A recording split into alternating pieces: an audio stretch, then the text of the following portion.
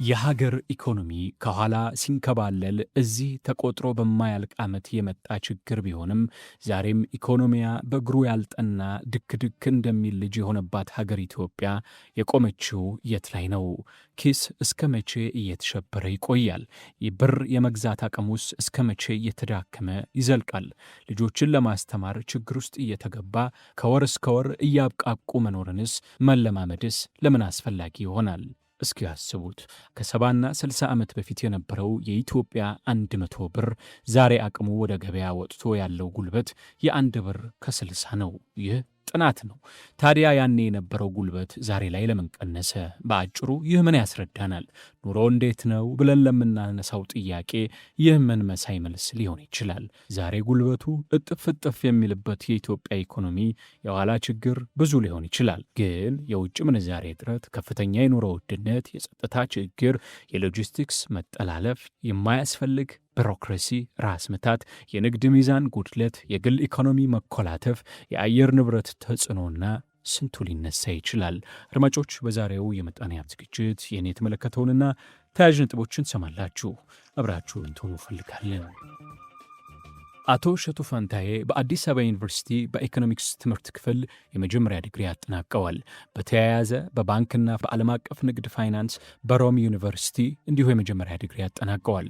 በሙያቸው ሰፊ ተያያዥነት ያለውን የትምህርት ማስረጃም ጨብጠዋል።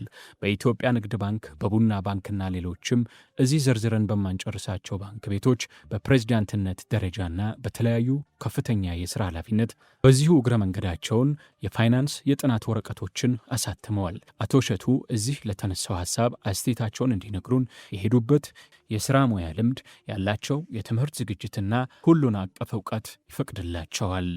እንደውም በግልጽ መናገር የምንችለው እና አይኤምኤፍም ከመንግስት ጋር ሲደራደሩ ግሽበትን ለማቆም የውጭ ምንዛሪን መድቀቅ ለማሻሻል ሪዘርቭን ማለት ብሔራዊ ሪዘርቭን ለማሻሻል የተለያዩ ፕሮጀክቶች ይቀርጻሉ።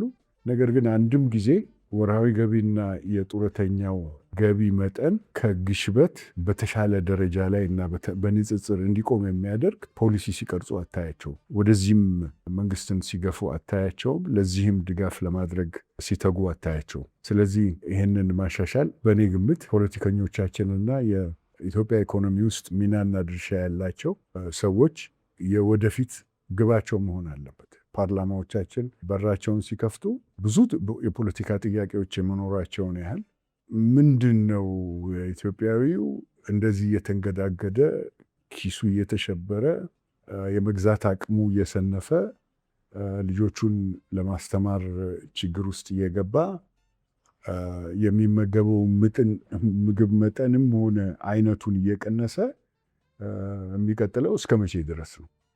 መቼ ልናቆመው እናስባለን? ይሄን ማረጋጋቱ አንድ ነገር ሆኖ ጠቃሚ የሆነ የሀብት መጠን በመስራት ህዝቡ የገቢ መጠኑ ከሚገዙ ነገሮች በላይ ሆኖ እንዲያድግ ለማድረግ የሚያስችል ስርዓት መቼ ነው የምንመሰርተው የሚለውን ጥያቄ የመመለስ ጥረት መደረግ አለበት ከሚሉት ሰዎች አንዱ ነው። ወደፊት ምን አይነት ስጋቶች ይኖሩናል? ምክንያቱም ኢኮኖሚስት ኖት በሙያዎት፣ እንደገና ረጅም ዓመት በፋይናንስና ባንክ ላይ እንደሰራ ከፍተኛ ኤክስፐርት ምን ይታየውታል በዚሁ ከቀጠለ?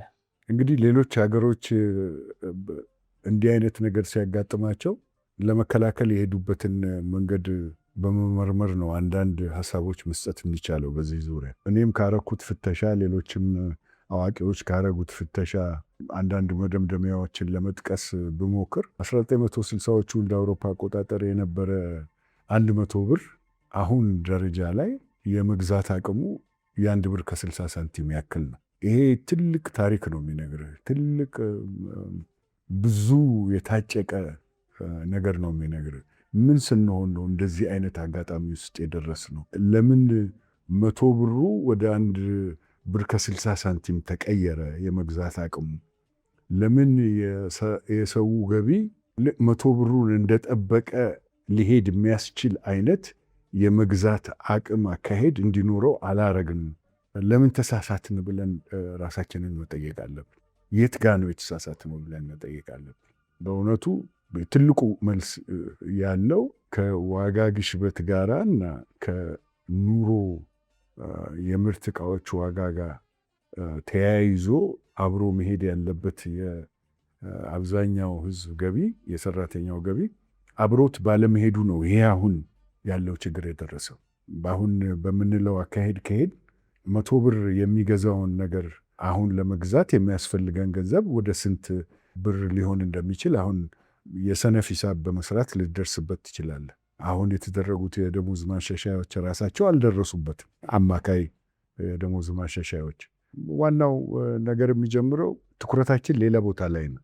ትኩረታችን በአለስንፍናና አለማቋረጥ አለማወላወል ምርት ላይ ሰራተኛውን የሚጠቅሙ የሀብት ማሻሻያዎች ላይ እንደዚሁም በዋጋ ምክንያት የኑሮ ድክመት ህዝባችን እንዳይኖረው የሚደረገው ጥረት ላይ አይደለም። በአሁኑ ጊዜ ሙከራዎች ይደረጋሉ፣ ግን ሙከራዎቹን ስትመለከታቸው ተከታታይነት ስለሌላቸው ወይ በውስጥ ወይ በውጪ ግጭቶች በሂደት በአንድም ሆነ በሌላ ምክንያት ስለሚቋረጡ አልተቻለም አስተካክሉ ይህን ነገር ማድረግ።